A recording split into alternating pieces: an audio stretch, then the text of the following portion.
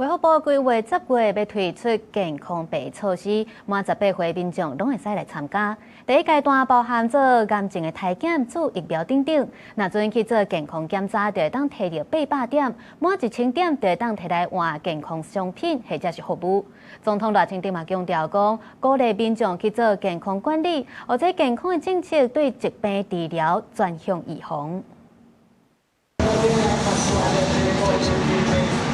專心運動，邊還有教練指導動作。這個30多歲黃先生會開始培養運動的慣習，就是希望會當保持健康。體能，然後肌肉量開始有點越來越差，對，然後所以就想說想要透過運動的方式，然後來提升一下自己的心肺跟肌肉的那個強度。部分年歲有愈來愈多人希望透過運動強化身體的機能，降低疾病風險。總統賴清德主持健康台灣推動委員會宣布，衛福部10月份會推出健康碼，希望在日常的生活有健康的行動。將在今年10月運用創新的數位健康科技，推出健康幣政策，以獎勵機制鼓勵健康行為，將健康行為融入日常生活。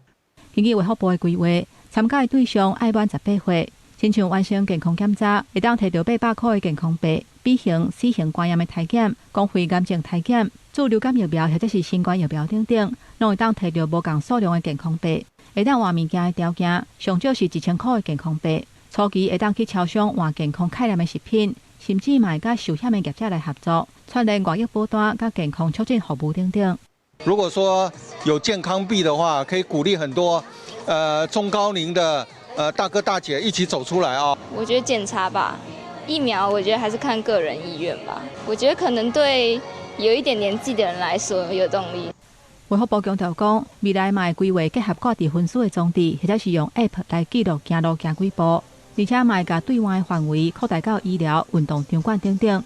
希望透過有健康的行動，到有健康碼的方式，讓民眾有健康生活的慣勢，要向增加咱國民眾健康的身體、降低癌症、甲3個標準化死亡率的目標來打拼。記者綜合報道。